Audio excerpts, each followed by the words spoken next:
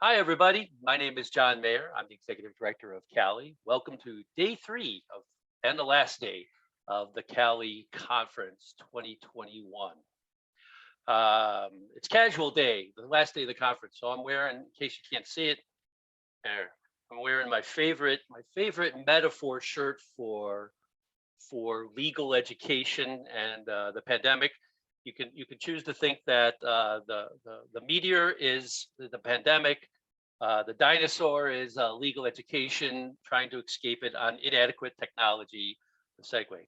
Or you could think of the meteor as legal education crushing the dinosaur pandemic, because it didn't have enough to fight back, the awesome work of the staff and faculty that we've heard about at this conference. All right. Anyhow, I always want to make sure I thank the the sponsors of the conference. Thank you guys, folks, so much. Really appreciate your support. I want to especially call out today Media Current. They're a new sponsor for the conference. We've been working with Media Current on the redesign of our website, on the redesign of our award system. They do a lot of great Drupal stuff as well as UI, UX design. Check them out. They're wonderful folks to work with. Our presentation during the break will be the folks from Charter Course. So be sure during the break to visit that. That's the only one. So, it's mostly still a break, but you can ask questions after that presentation. And then after the closing keynote, I don't know, we got some mob to close things out. Oh, it's me. We'll be having the raffle in which we will randomly choose names of people online live. We'll see if I can screw it up, not screw it up with Excel. Don't forget the Twitter hashtag for the conference is CALIcon2021. Follow Cali.org. Follow me too. And that's all I've got for housekeeping. So in this cluster, we've got some fantastic presentations. Lots of folks, as you can see. The first session, we got a couple of videos, so we're going to do a little watch party here, but folks are sticking around to answer questions. Drop those questions in the chat or Q&A. The first video is lessons learned from teaching an Access to Justice and Technology course during the pandemic. Jessica Frank, our A to J project manager, organized this panel with Amy Emerson of Villanova, Charles Pipins from Baltimore, Alexander Rabanal from Chicago, Kent, and Tobias, anytime you want, play video. Hi, everybody. My name is CJ Pipins. I'm the Associate Director for Public Services at the University of Baltimore's Law Library.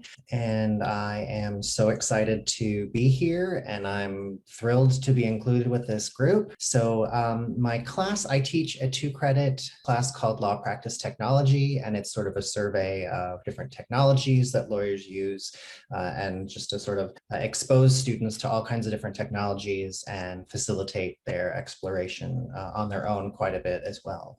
Hi, everyone. I'm Alex Rabanal, and I'm a research fellow at Chicago Kent College of Law. I'm also the associate director of the Law Lab, the law school's Legal Innovation and Technology program. I've taught the Justice and Technology Practicum Sequence 1 and 2 since the fall of 2017. And in addition, I also co-teach professional responsibility and an introduction class to legal innovation technology. The Justice and Tech Practicum explores the justice gap crisis in the US and the ways in which practitioners, advocates, and legal professionals have used technology to help close that gap. I teach the class using A2J Author, but I also discuss other expert systems and technologies. And in addition to teaching A2J Author, I also explore a number of justice and tech related topics with the class, like website accessibility, data standards, regulatory reform, how to encourage greater access to attorneys and pro bono through technology, and a few industry use cases. Hi, everyone. My name is Amy Emerson, and I'm the Assistant Dean for Library and Information Services at Villanova University Charles Widger School of Law. I teach a 3-credit course called Leveraging Technology to Promote Access to Justice, and I also teach a 2-credit course called Law Practice Technology. The first course is designed to provide context for students to learn about barriers to access to justice and to acquire the professional and technical skills to use the individual and collective power of technology to promote A2J. So we begin the class with a seminar, and we start by talking about the justice gap that exists in this country. We talk about people who can't afford to hire an attorney and how this leaves them severely underrepresented. And we also talk about how the legal aid organizations that were created to help them are overwhelmed and unable to serve the huge numbers of people in need. The remainder of the class is hands-on. This means the students are responsible for building legal technology meant for real-world use. We do so by partnering with local organizations in the community. Our law school is located near the city of Philadelphia, and this year we partnered with Community Legal Services and Philadelphia Legal Assistance. The community partners helped us to identify areas of need where having access to an app could help to create access to justice. Our class decided to build 2 online guided interviews. One would help people experiencing abuse to complete the necessary forms and file for a protection from abuse order in Philadelphia County. The other would help people who needed assistance removing an unwelcome individual from their home. Both projects had been identified by our community partners as much needed in light of the result of conditions created by the pandemic this past year. To build the online guided interviews, the students use CALI's open source software, A2J Author.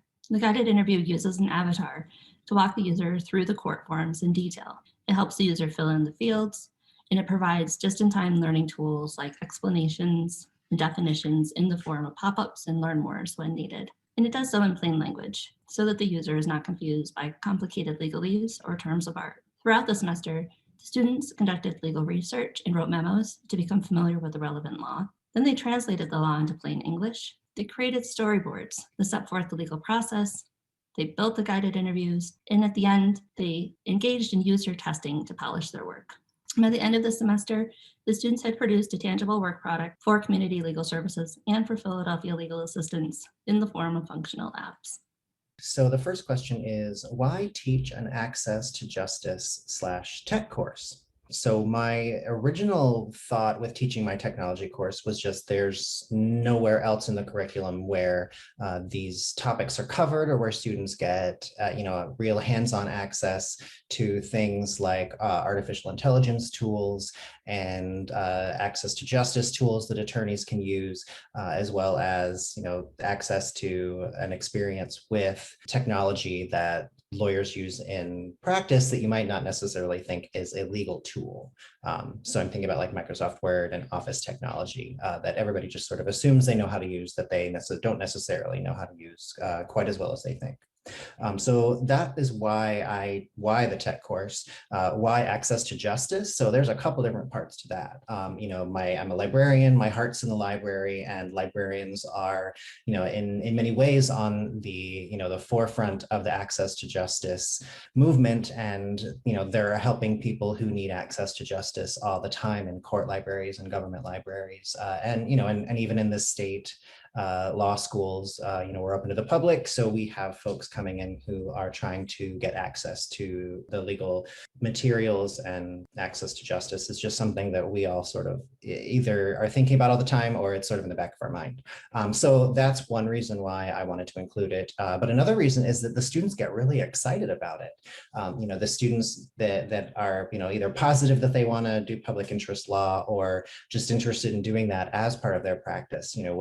When I get to talk about access to justice tools and the A2J author and other things, they get really excited. And so I'm always happy when the students are happy, and anything that'll cause them to be a little bit more engaged and think about things that they can actually do that they're interested in doing with the tools that we're talking about. That's a win for me.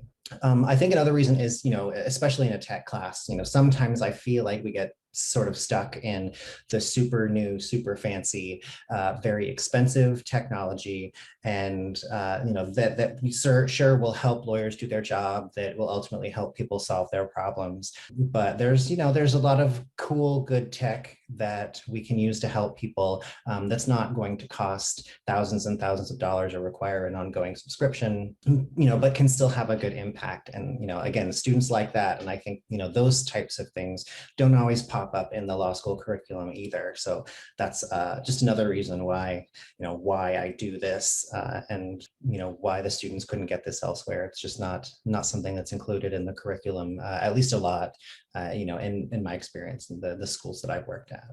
Well, I think it gives students the opportunity to examine issues of law at the systemic level, affecting low-income and underserved litigants. And if you think about doctrinal classes, they do equip students with the foundational substantive knowledge, but there isn't as much flexibility with respect to issues of policy and particularly the exploration of practical applications of technology. Using a tool like A2J Author or another expert system also gives students the opportunity to develop skills like plain language, question design, perhaps product design, depending on the tool that you're using, logical reasoning, and of course, technology competency, all of which are important not only to the practice of law, but also the delivery of legal services.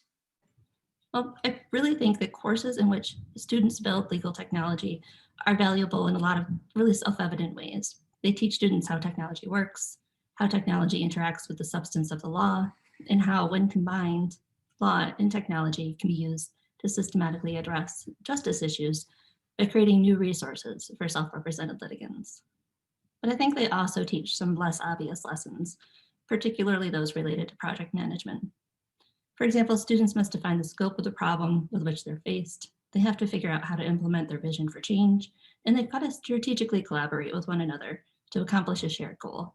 And I think all of these competencies are really crucial to being successful lawyers. Any benefit or particular challenges to teaching it remotely or with a hybrid model? There were a number of challenges presented through remote teaching, but I was fortunate to have students who were by and large engaged with the material despite the remote environment. I think there were times when facilitating discussions required additional effort, particularly since I didn't require the students to turn their cameras on. I wanted the students to feel as comfortable as they could be given their circumstances and perhaps distractions or disruptions in the environment while they were trying to learn. So, while it's difficult for us as instructors to connect with students remotely, I think the onus should be on us as the instructors to break through. In this case, my class was taught as a hybrid model. At the beginning of the semester, all of the students were in person with the exception of one student who had a permanent accommodation to attend the class remotely.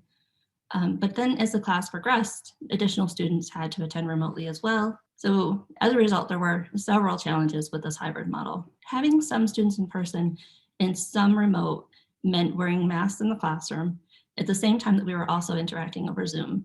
And this often made it really difficult to hear one another well. In addition, small group work was really difficult. And that's unfortunate because small group work was really important to the projects that we were completing. I couldn't simply place the students into separate physical groups. Those who were in person had to be socially distanced, and those who were online, although I would normally place them into breakout rooms if they were trying to work with someone in the room, obviously that created an issue with feedback coming back through the system into the classroom, making us all cringe. And as a result, I ended up having to arrange for separate spaces for students, separate actual physical location spaces for students to engage in small group work apart from one another, which created an interesting scenario in terms of dividing my time in teaching them and where I was located as well. I would say that despite these challenges, in the end, the students really came through. And I think that that's because partly they were very passionate about the work they were doing. They really believed in it. And partly because I think they felt very accountable to our community partners. Well, so like I mentioned, part of it is asynchronous. And so I thought one of the benefits was I could really embrace the hybrid aspect of it. And, we met in person every week, but I didn't have a 2-hour Zoom lecture. Number one, because the students begged me not to. And number two, because I begged myself not to. So that left up, extra time for me to increase the activities and really sort of find other things for the students to do and get them exposure to even more things, because we didn't have to meet for 2 hours every week. I could meet for an hour and then give them a project or something short to do that they could go and explore and work on and then come back and talk about and ask questions about. So I think that's a benefit. One of the challenges was, if you decrease the amount of time that you're in person, you sort of increase the amount of communicating that you have to do in a written way. And so that was something that, I try really hard to be super structured and specific and clear in all of my written instructions and prompts. But there were definitely opportunities to improve there, and times when I thought the students actually ended up not having any idea what I actually wanted, and I just used the wrong words and wrong phrases to describe things. And that, of course, gets exacerbated by the fact that students are being pulled in lots of directions, and sometimes they're doing their work at the last minute, and so they don't have an opportunity to ask questions. And so that's something that I'm really working on. Anything that I keep for the class when I teach it again in the fall, that's going to be online and sort of asynchronous, I'm going to really go through those instructions with a fine-tooth comb. What tools did we find helpful? Obviously, we're using Zoom, as most of us have been as we teach. But for me, Microsoft Teams was my go-to resource for this class. I like the chat feature. I like the fact that the students and I can talk in real time when we need to about something that's come up as they're building the technology. I also like the spontaneous ability to meet by phone and by video conference over Teams. Being able to have a quick answer when you needed it, when you're in the process of working on a very tight timeline, I felt was really crucial. So many tools. Certainly we use Sakai at UB. And so Sakai and Panopto and their integration was wonderful. I didn't have to remember to record and then learn how to download the recording and then upload it to Panopto and then put the link in. Like IT connected them somehow. Maybe it's done that way everywhere, but definitely Sakai, our LMS, and Panopto, I couldn't have done it without them. Other things I used, certainly Zoom. I liked recording videos in Zoom. Cali lessons, if there were relevant Cali lessons, I incorporated those just to give students an opportunity to work through things. Is time a tool? Because that's one that I would really like more of, and that I will use in the future. I think hopefully I'll get a chance to use some time over the summer. We weren't sure we weren't going to be at least partly in person until sort of the last minute at UB. And so I didn't prepare to be completely online the way I would have had I known before August. And anything else I want to share about this course that would be useful to know? I would just ask people to bear in mind that the pandemic and the remote work environment have really changed court operations in a lot of ways. Although, of course, this led to some problems with courts having limited availability or uncertain hours. I think as things start to clear up and we return to some semblance of normal operations, courts have come to appreciate how much can be done electronically. In courts and in other organizations as well, that were initially wary of electronic tools or online guided interviews, I think have learned that they can actually be really important, helpful resources to people who otherwise may have no access to the courts. I think if your class size allows, it's a good idea to set aside a few minutes to check in with the students, particularly in this very challenging year that we've had, obviously with the pandemic, learning from home, just being inundated with the daily injustices that we see on the news each day. Having a designated time at the beginning of class, even just for a few minutes to chat with the students, is important. Because you don't always know what disruptions or stressors that the students have when they're trying to learn. And when you concede some of the airtime to your class, just to say what's on their mind, I think it can be empowering to the students. I also found that this helps to address the lack of connection issue that we often face when we teach online, because it's really difficult to build relationships when all you have is someone's image on a screen. Maybe nobody will say anything when you offer them the opportunity, and I found that's oftentimes the case. But I think if your students see the opportunities enough for them to share, I found that eventually students will take the opportunity to in fact share to the extent that they are comfortable.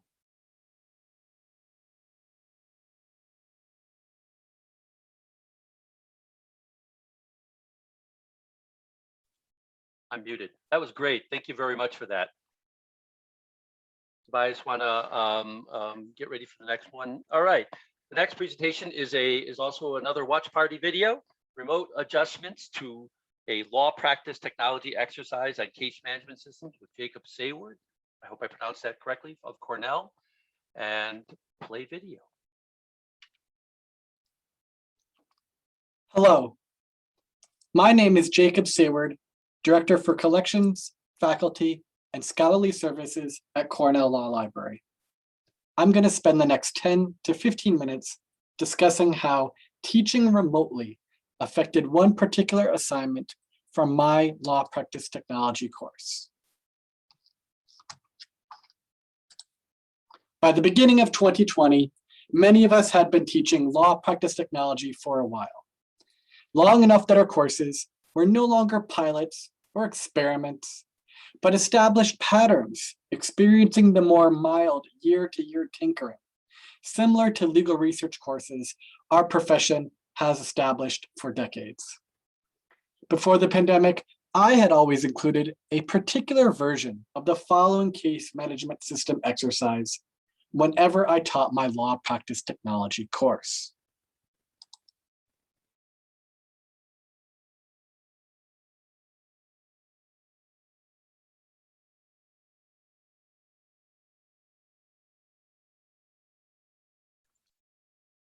I think the video cut out there, Tobias. Why don't you try loading that up again and see what happened? Did we lose Tobias? I think we lost Tobias entirely. All right, this is when you have to jump in and do some filler while Tobias gets reconnected. Tech problems happen. Why don't I? I've been keeping some questions. Let me also pull up some of the questions from the Q&A. Oh, I see they've been answered. Very good. Well, then here's a question I've got for the first presenters. Oh, here comes Tobias back.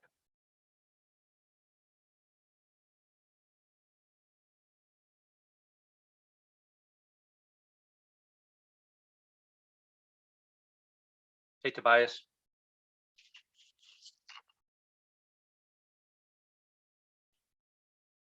Go ahead and play the video if you can hear me.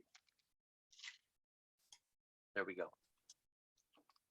Hello, my name is Jacob Sayward, Director for Collections, Faculty, and Scholarly Services at Cornell Law Library.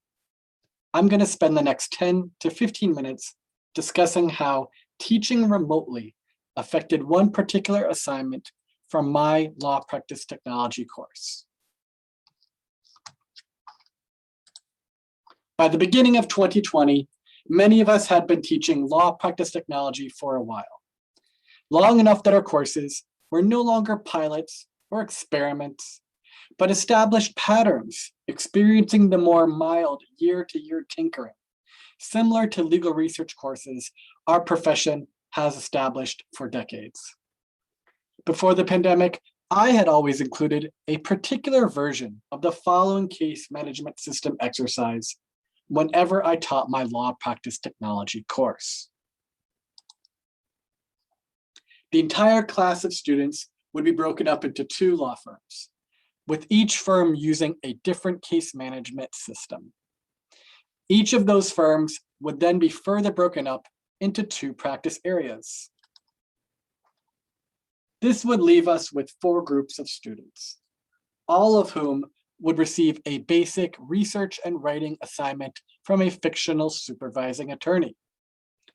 It would include introductory notes for a new case the students would have to work on, specific to their practice area. Within their groups, they would then have to research any legal issues and begin drafting 1 or more legal documents pertaining to their case. This case assignment was not actually designed to test their research and writing skills, but instead was mostly an excuse to get them to use their assigned case management system. After 1 week of working on their case, including uploading documents to and noting their progress on their case management system, all of the students would be fired from their respective law firms. These students would then be immediately hired by a different firm in a different practice area and would be using a different case management system. They would then spend the second half of our exercise continuing the case assignment that another group had already started, picking up where that group had left off on their case management platform. The idea was that students would experience both sides of a case management system's functionality, populating the system with due documents in week 1, and completing an assignment using documentation others have populated in week 2. How was this assignment impacted by the pandemic and remote instruction? How was the rest of my law practice technology course affected? I'll get to that soon. First, some background on my course and this exercise. Like many law practice technology instructors, when I first started planning to teach a course on this subject, I surveyed other schools' efforts in this area to find out how they went about teaching it. I spoke with other instructors, reviewed syllabi and course materials, and learned a lot of useful stuff. But I still had my own approach to developing a vision of what I wanted to cover in my law practice technology course. First, I had to define law practice technology. What is it and what is it not? What parts of it would I teach and what would I not teach? I had assumed from the get-go that what I would be teaching was not a doctrinal subject of law, but a course on aspects of legal practice. It would be comparable to other practical skills courses, and it would probably be taught in a manner that focused on the experiential. It would include simulations of actual legal practice tasks, workflows, and assignments. What parts of legal practice would not be included? Stuff that doesn't involve technology. Within the workflows of any given assignment an attorney might undertake in practice, we would be focusing on the technological parts of completing that assignment. And we would know what those parts are because the attorney was using technological tools. I'm not as much of a gadget-focused person as some law practice technology instructors, but it's definitely easy to conceive of this course as revolving around those tools, for better or worse. What tech are we not covering in this course? The stuff that doesn't have anything particularly unique to legal practice. We don't need to teach students how to plug in a computer, for instance, because they presumably already mastered that. What about legal research? That involves some technology and obviously is crucial to legal practice, as we law librarians like to remind people. I omitted that from my law practice technology course because, among other reasons, it's covered in depth in other courses offered by law librarians. That leaves all the law practice technology that would potentially be included in my course. So what are some examples? Some of the same things you might have seen taught in other law practice technology courses. E-discovery and case management systems involve attorneys, or in my class, future attorneys, completing tasks on cloud-based platforms designed for some elements of legal practice. They're not so different from legal research in that respect. And teaching students to research business and industry info is even more analogous to legal research. And that's featured in the unit of my course on business intelligence and competitive intelligence. Legal analytics might have fit into my law practice technology course when I first started teaching it, but I have since de-emphasized it some. Why? Not because it's less important, but because it's become even more integrated into legal research workflows and is so integrated into legal research tools that it's now being taught in legal research courses. It's okay if some subtopics eventually migrate from law practice technology into our core legal research instruction. There is plenty of other law practice technology to focus on. The next question is, how would I go about teaching this law practice technology course? Please keep in mind, this is an experiential course that would feature simulations. When we teach experiential legal research courses, we give students access to the actual legal research tools. We don't do this because we're only trying to teach them specific tools. We do this because they need to use these tools if they're going to complete hands-on exercises that simulate the legal research attorneys complete as part of their regular work. Similarly, I would try to design my law practice technology course to feature many hands-on exercises that simulate other parts of an attorney's work. Students would need access to an e-discovery platform or a case management platform, not so they can master those specific platforms, but so they could complete these exercises that teach transferable skills and simulate those workflows. When designing an exercise on case management systems, I had to think about how attorneys might use these and why. Attorneys would add information to these systems, consume and use information that's already on these systems. They may draft and edit documents on these systems. They may use these systems to collaborate with other firm employees. And they may use these systems to generate documents for their clients. So I would have to divide students up into groups and emphasize group work to get at the collaborative aspects of these systems. And by exposing students to multiple different case management systems across both weeks, I would de-emphasize any individual product and instead emphasize transferable skills that would be useful for any case management system. The first week would feature students collaborating in groups to set up a firm on a case management system. It would require exploring potential functions and settings. It would then involve students populating the systems with their first week's work on their individual practice group's case.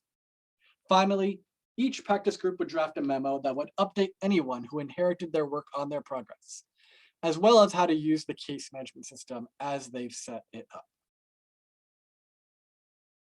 As I mentioned before, all the students would then be fired from their law firm. They would then be hired by the other firm and assigned to the other practice area. Now, armed with their predecessor group's partially completed work and progress memo, they would continue in this new to them case management system to work on their inherited case file. After another week of collaborating, researching, and drafting, they would ensure all their work product is uploaded and complete a second week progress memo. Students would also be required to complete an individual assignment that would evaluate these case management systems and their experiences working on them.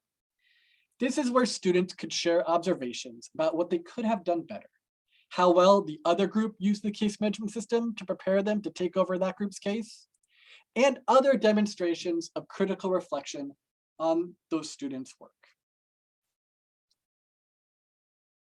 These are just some examples of what the case management systems look like at various stages of these groups' work. This is one practice group's case folder on my case. This is a list of documents for a particular case file on my case. This is the billing dashboard for a particular case on Clio. Students who worked for the law firm using my case in the first week would be taking over a case file at the law firm using Clio during their second week.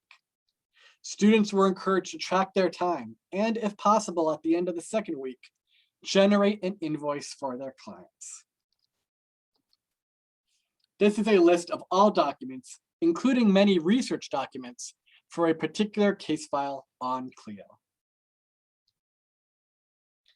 So what was the impact of the pandemic on my law practice technology course, and specifically this case management assignment? Before the pandemic, students received some class time to work together in person on both parts of this assignment, but much of their work was completed throughout the week between our two class times together, collaborating primarily over email and/or through the case management system. Few groups took real advantage of the opportunity to work together in person, and for primarily procrastination-based reasons, pushed off most of the work until later in the week, when they would then have to collaborate over email or the case management system. Few groups scheduled their own times to meet together later in the week to complete the assignment in person. Now, during the pandemic, I chose to allot students even more time to work together during class, allowing that working together over Zoom was not quite as efficient as working together in person. Instead of breaking off into different corners of a classroom to isolate their firms and practice areas from each other, I sent them to separate Zoom breakout rooms.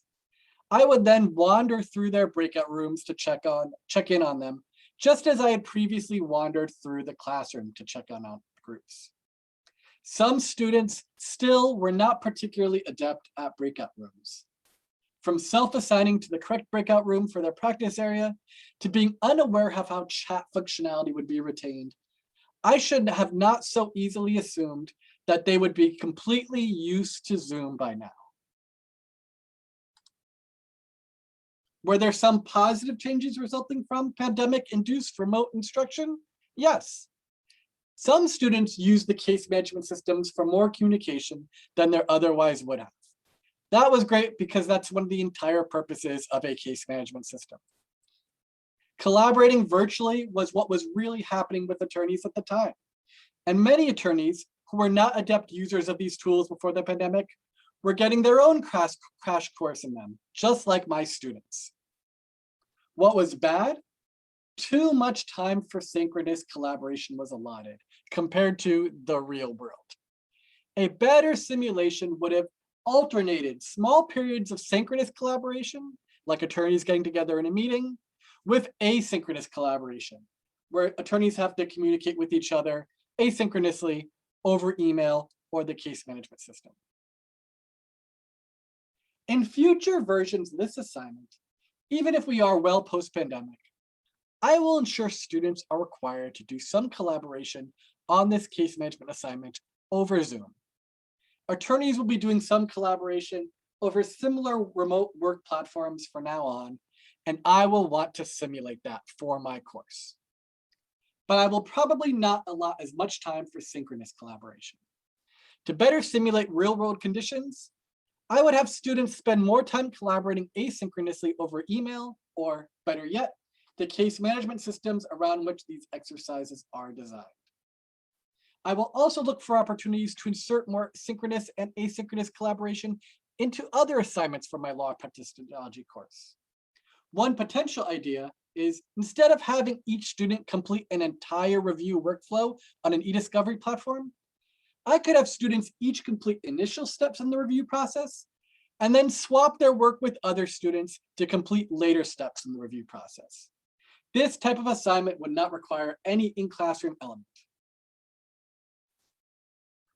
Thank you for viewing this recorded presentation on remote adjustments to my law practice technology course, and specifically a case management exercise.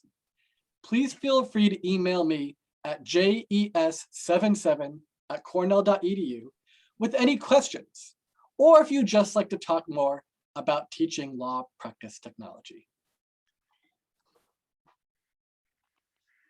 All right, Jacob, that was fantastic. Thank you so much for that. Let's move on to our last presentation, which is not recorded. We're actually having live people here. That's wonderful. Trial by wire, supervising clinical law students in virtual courtrooms. We've got Serge Martinez and Aliza Organick of UNM, New Mexico School of Law. And joining them is April Land and Carol Suzuki, both professors of law at University of New Mexico. The floor is yours. All right, well, thank you so much for letting us do this today, inviting us to talk. We are, as advertised, professors from University of New Mexico School of Law. I'll let my colleagues introduce themselves briefly. I'm Serge Martinez. I teach in our clinical program in our economic justice clinic mostly, and I'm currently the Associate Dean for Experiential Learning at the law school here. Aliza? Yes, hi everybody. My name's Aliza Organick. I'm a professor of law at the University of New Mexico School of Law. I teach principally in the clinical program, and I teach in two separate sections, not in the same semester, but typically I teach in the community lawyering section, and this semester I am teaching in the child and family justice section. My name's April Land. I'm also a professor here at University of New Mexico. I also teach primarily in the clinical law program, but we are a unitary tenure track faculty, and we rotate in and out of the clinic. But today we're talking about trial by wire, so it's about our work in the clinical program, and mine is primarily also in the community lawyering clinic. Hi, I'm Carol Suzuki. I teach torts. I'm the faculty advisor for the Law Review, and I also teach in the Community Lawyering Clinic, where I focus on immigration, family law, and juvenile delinquency. And the title of our presentation today, as you see, is called Trial by Wire, Supervising Students in Virtual Courtrooms. We, over the last year in our clinics, have had lots of opportunities to supervise students who are appearing in courtrooms virtually, which is something that we haven't done a lot of before prior to the last year, and our students certainly have. And we want to talk today about some of the things that have happened and the insights that we've taken away from that. And we have recorded ourselves having a great conversation about this, but decided we wanted to do this live to preserve some of the vitality and vibrancy of that, and also overcome my terrible editing skills. So maybe April, can you start us off? Well, also, maybe we wanted to do it live to recreate what it's like to try to all of a sudden, after many years, be thrown into situations you're unfamiliar with. And we appreciate the chance to be at this conference, although I have to say it's my first time. It was also my first time in a Zoom trial when we showed up for hearing, and the court called the matter, and I extensively prepared the student for the hearing that we thought we were going to have, and the judge says, as they often do, have you all had a chance to talk to work this out? And we had said, well, we weren't successful in working anything out. And the judge said, well, would you like a chance to work things out now? And of course, we always want to speak in favor of alternative dispute resolution. And we said, sure. And the next thing we knew, we were in a breakout room with opposing counsel, the client, and me and the law student, with absolutely no notice, no opportunity, as we would have had in court, to walk down the hall and figure out, okay, what's going to be our strategy? We know we have a range, and we did manage to settle the case, but we did not really have an effective backup plan for communicating with the client. The student made an offer that was within the range to settle, but it wasn't really what we had hoped for. Although it did end up working out well for the client in terms of the technology, we realized that we needed to have a plan within the plan, not just generally to prepare for mediation, but to have a plan for using the technology to communicate and have a way to communicate with the client, because the only way once you're in the breakout room that you can get out is to go back to the main room. So after that, we were better prepared when things like that happened the next time, because we'd set up alternate means of communication with our client and with the students so that we could have side conversations that to which the opposing counsel was not a party. Yeah. Aliza, I know you've had similar sort of experiences where it's about planning, right? Yes, and so in the situation that I faced last year, of course, as everybody, I was on sabbatical and then came back in August to a fully Zoomed environment for teaching in the clinical setting. And of course, for those of you out there who know a little bit about the clinical setting, we have different environments that we inhabit and use in our teaching our students. And so to prepare for teaching the seminar class via Zoom, after some hurdles, it felt like we would be able to do that fairly well. We had to do supervision one-on-one meetings via Zoom, which again, we could translate fairly well after a little bit of practice. But we were wholly unprepared for how to navigate different court settings and different environments, both in our district courts and our metropolitan court divisions, which operated differently and used different technology. And so in the fall semester, I had the experience with students to do telephonic hearings with the client on the telephone in their home and the student and their environment, and myself also on a different line, as well as the court.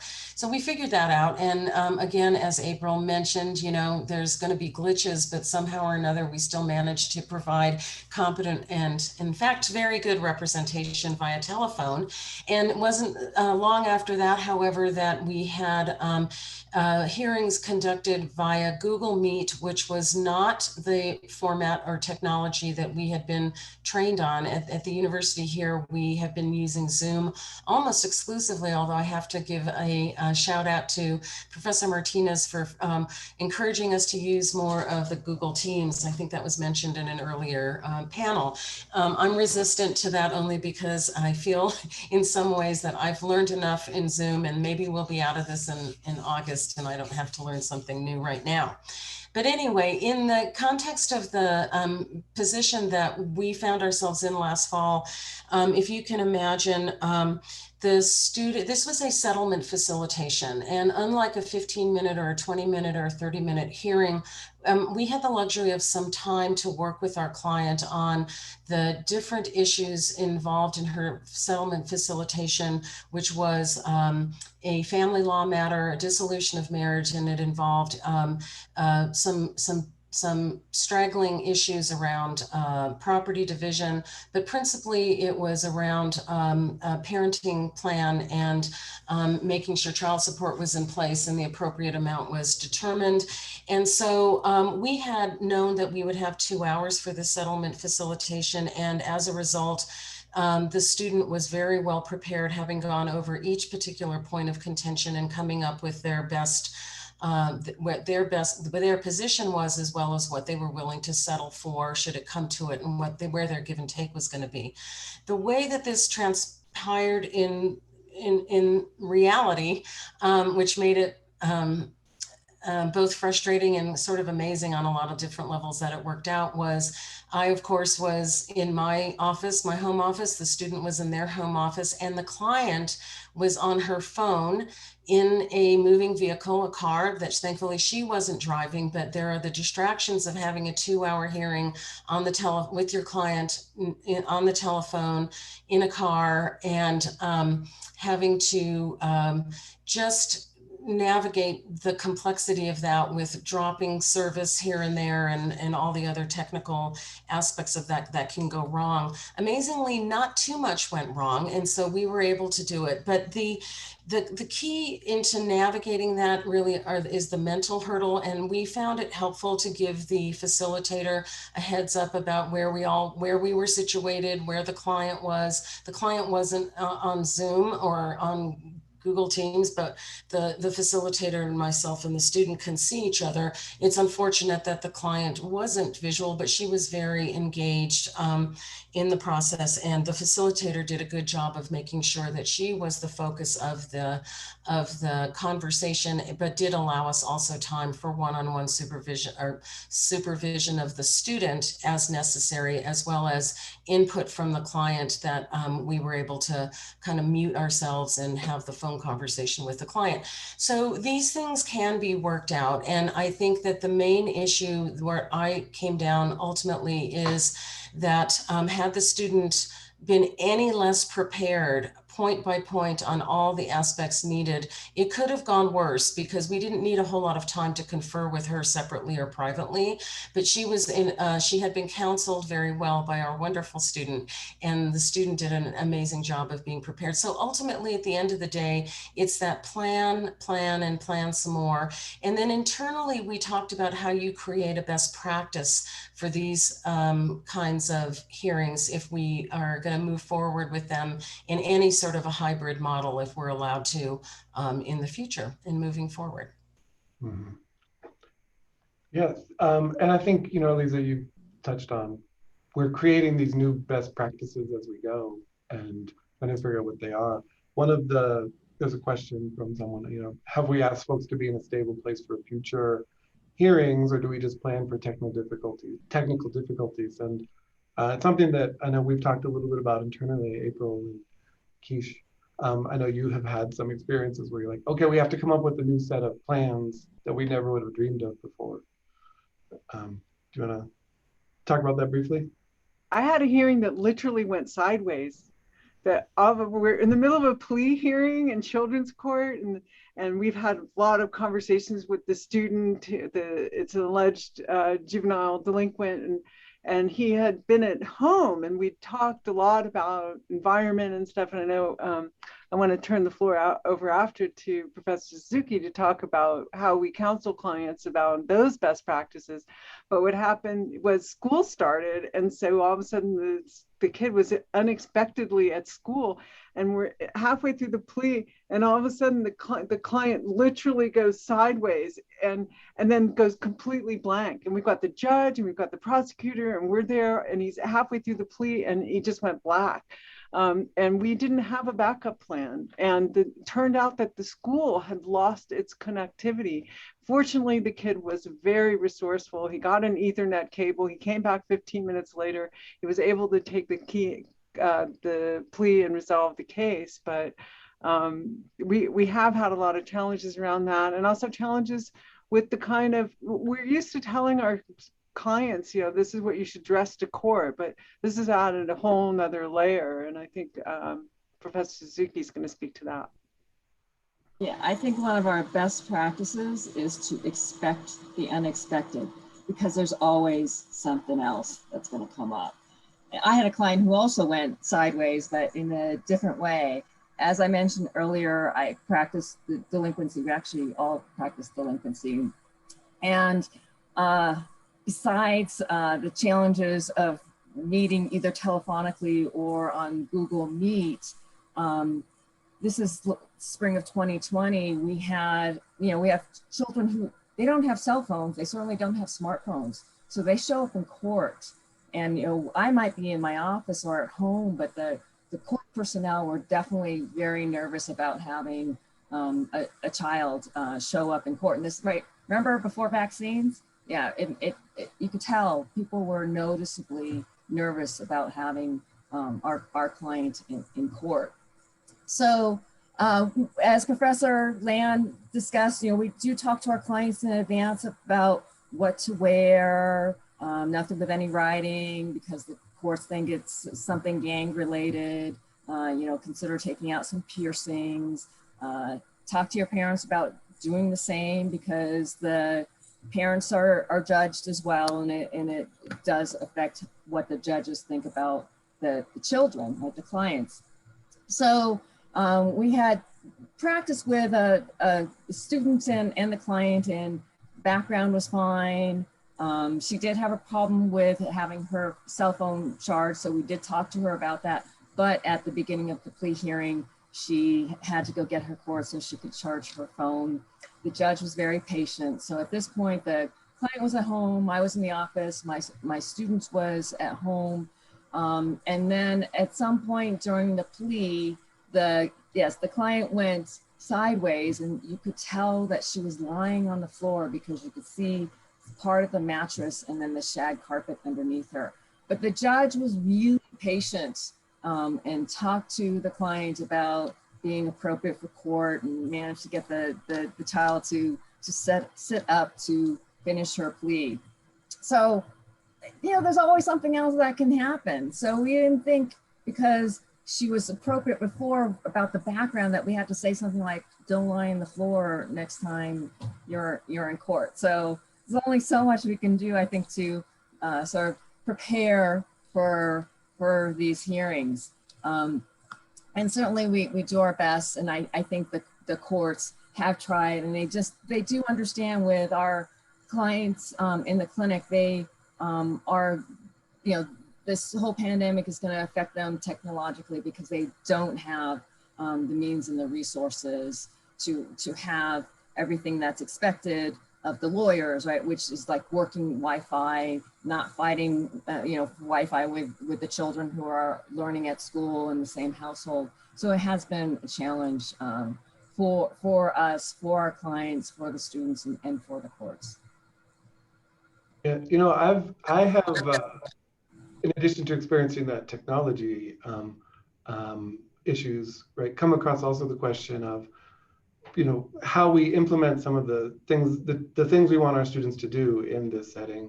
in terms of, for example, we had a hearing where my students and I had set up this great technology situation. We were able to see each other and communicate with each other, but the client wasn't part of our internal loop. And so we were all in court, and my student was talking to the judge, and I was saying, great job, think about this, or whatever I was doing. And it occurred, at one point we were like, oh, is our client even here? Because we couldn't see who was in the courtroom because it was all by telephone at that point. And it was really easy for us to lose track of the client, unfortunately, right? And not centering the client's experience and making sure that they felt, we were so busy trying to get ourselves comfortable with the new choreography and technology. It was easy for us to lose track of that other thing that we always worry about, is what is going on with our client and how do we center that? And so one thing that I've really needed to focused on and made a point of is, okay, what is our client's experience going to be that's different from what we've ever done before, and how do we address that and think about that, which goes to what y'all have discussed, right? Plan, think about all the things that you never thought would ever happen. And we're getting more creative at imagining the calamities, but focusing on sort of how this affects not just us, but all of our clients has been rewarding and also challenging in our supervision of this. I think we're getting yanked off the stage here, which, oh, okay. I know we just have a couple minutes left on this. So do y'all have anything you want to add before we sign off? I think it's really important. I'd like to hear, maybe it'd be helpful for the group to hear the specifics about ways that we set up to communicate with our students as well, and how that affected the teaching, as we try not to tell them what to do, but when you can't be there. I don't know, Keisha, if you wanted to talk about that. You have a great story about that. Yeah, so normally I'd be passing notes to my student who's at the council table with me, but being on Google Meet, I usually come to the office and I have 2 laptops set up. One laptop has docks into 2 screens, and then I have my other laptop that's set up to Zoom chat 20 minutes in advance. And so my students and I talk briefly, but then we have our cameras off because we have a hard time sometimes with 2 cameras on. So Zoom chat only, so I can use my keyboard on the laptop, and then Google Meet with the dock laptop for court, so I can type notes to my students. I had a student who kind of froze because things went out of order in terms of what the judge was asking, and I typed something very briefly in the chat, and it really reset my student and got him going because he had prepared for the hearing, but having a few notes that I could pass to him was sort of the equivalent of my civil procedure professor saying, you poke the student or the attorney in the back, so the attorney stands up and says, I object. So the Zoom chat was the equivalent, so the student was able to get going and be an advocate for his client. Great. And no one even noticed, the court didn't notice you sending that chat or anyone, right? Like you would have poke in the back or a passing of a note. That's right, it's seamless. Beautiful. Fantastic. I think Well, let me transition right into a question about that. In pre-pandemic, first of all, if a client, a pro se, was allowed in the courtroom with their cell phone, that would be unusual. I'm in Chicago, or in Cook County, it's like people were lockers and hiding them in their cars or in the bushes and stuff. Second, I can't imagine a pro se like saying, well, I've got a friend, or I've got to phone a friend on my phone. So can you speak up so they can hear what's going on, and they'll help me like respond in case I get confused or something like that, right? That just wouldn't happen. And yet in an entirely online situation like this, it's doable. Now I realize you're in a student teacher or a clinic, instructor student sort of mode. It's not the same, but is that a loosening that we could see in the future, where you're not just the person in front of the judge, your data sphere is in your earbud or on your phone, helping you, even if they're not physically present? Mm-hmm. Yeah, John, I'll take a quick crack. I think that's a possibility. the part of our conversation that was left on the cutting room floor was where we all talked about how slow we are at typing and navigating the technology in real time. And someone younger and sprier or with more facility, you can certainly see that happening, right? Once people get more comfortable with that. But yeah, it certainly is a possibility of expanding sort of the way you whisper into someone's ear seamlessly. Go ahead. Like that. Oh, I'm sorry, go ahead. No, I just wanted to add that what's interesting about this experience for us in New Mexico is that we're a very rural state with long distances for our clients sometimes to just drive. So access to justice, which is what one of the earlier panelists was talking about, if we really are thinking this through from that perspective, and while it is not a perfect way to have hearings, it may be a point of advocacy to allow these types of hearings to go forward for some of our clients who don't have money for gasoline, don't have access to a reliable vehicle and need to get to court. It may be a point of advocacy at some point for those of us who practice in New Mexico to say we need to have some way that our clients don't have to appear in person if they can't, instead of having their cases continued until forever on out, or having them get a failure to appear warrant or fine. And so it's an interesting question, and I don't know where I'm not really sure where I position myself personally in thinking this through, although it seems to me there ought to be a place for it in our state in any in any case. I can't speak for other states, obviously, but it feels like there may be a place that we should think about that, and then creating those best practices if that's the kind of practice that we think we might be advocating for. I couldn't agree more. The most silver lining of this pandemic in courts is that before, if you would talk to them about, it's awfully hard to get people to show up, take a day off of work, find parking, they were relatively unsympathetic. And now they see the possibilities because it was sort of forced on them by the pandemic.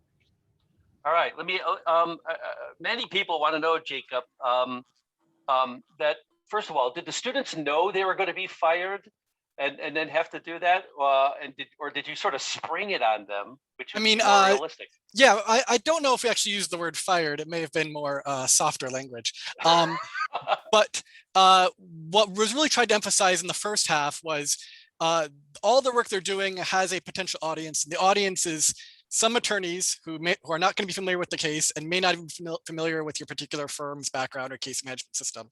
And I really hammered that home as much as possible. So I think a non-zero number of students every semester would kind of deduce what was likely to happen in the second week. But most of the students, they were supposed to be caught off guard, not to jar them or anything, but so that they understood and fully grasped in the second week why those first week lessons were so emphasized, that there was a real purpose, that people were going to be joining projects unexpectedly, and that part of the purpose of these case management systems and the work they do on them is to better prepare those students. So a lot of their submissions for their assignments at the end of the entire exercise were about that realization that, I didn't realize how important it was to explain this element or that element, but having to take over my fellow students' work product and seeing where they may have fell short in one aspect, now they realize, oh gosh, that stuff is really important. If I actually did thought like it actually upset any students, I would definitely change that element of the exercise. The firing the students is not the important part. The sudden shift is the important part. Oh no, come on, you gotta make it real, No, don't stress them out anymore. I think I might have cut you off, April, that you might have had a comment about something. Well, I just wanted to address the issue of the distance with the core. We actually have opened up a little bit, and we had a client who was able to come in for a hearing yesterday. And she had previously had a hearing during the pandemic where she was totally alone. And she talked about how grateful she was to be able to be with us during the hearing. So I think it's really important to acknowledge as we go to distance and the benefits of distance, and how for some people it can be an advantage. It also has its disadvantages, because part of what lawyers bring is some human comfort, I hope. And so I think that it's important to keep that in the mix. Good point. Excellent point. I wanted to make sure I had asked this question of the A to J folks, the first presenters, the first video. Student projects, I sort of broadly group them into two packages. One is sort of like a packaged project, do this, follow these instructions. And the other one is sort of like an open-ended. These people need some help, go deal with that. Can you comment on the ease or the difficulty of teaching and the value of doing it either way?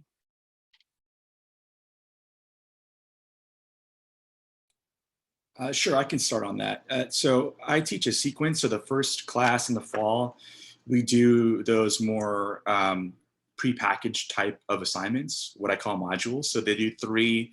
The benefit of doing that in the first semester is that the students just become comfortable with the actual program, A2J author.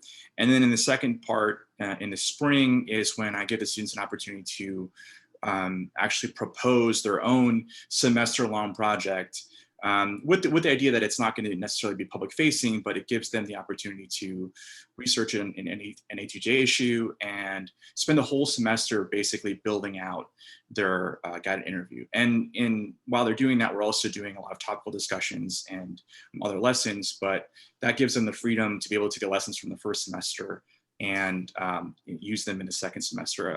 Certainly, you would, the 2-semester setup helps with that, but that's how I've been able to leverage it. Walk before you can run. Yeah. All right. I don't know if I have any other questions. I was typing comments there. I was fascinated by your comment. I don't remember who, but we didn't have the chance to walk down the hall. That online is a very immediate sort of medium. There's and courts tend to be a little bit slower, or there's room for slosh and movement, and online is instantaneous, or at least the sense that you have to respond right away as soon as you're up on the screen. I don't know if you wanted to comment on that aspect of it. I think that's a really important part of the practice of law in general. I think I've gotten some of the best information from my clients waiting for elevators. You can sit in a conference room and meet with them for 2 hours, but when you're walking around with people, so part of it is those times where you're just naturally waiting and you're spending time, you're really building relationship and getting vital information. But I think part of it was in the walking down the hall, there's also that private space. So it was partly the shock of all of a sudden we're and we have to go forward, but that's when you have to go forward and advocate, we're sort of ready for that. When all of a sudden you're not advocating and you're doing something completely different from what you thought you were, and you're not a lawyer, you're a teacher. You're not just a lawyer. And so how do you teach in that context? And I think that's really part of the challenge, is to try to do as much of the teaching ahead of time as you can, and then have ways to have private conversations that can function within the technology. So if you're in a Zoom and your student and your client only has one phone, then there's really not a way to have a private conversation with the client, because you want to make sure that they are staying in the group. Yep, and I've heard so many faculty say they dislike teaching on Zoom for the reason that they can't read the room. You don't hear the chuckles, you don't hear see the winces, you don't see the head nods. Well, maybe you can see a little bit. But when students all turn off their cameras, it's like talking into the ether. Go ahead. Sorry. I just wanted to add in relation to April's comment that, one of our jobs as supervising attorneys in the clinical setting is to actually watch our clients interact with their clients, watch our students interact with our clients, to see and that piece of it, that sometimes informality, that engagement on a human level, that creating of relationships is really impossible to do via Zoom in the way that we have normalized it, at least here in the setting, that in the milieu of the University of New Mexico clinical program, we're able to do that. And it really is a drawback. And it also means that the client doesn't get to see you as often.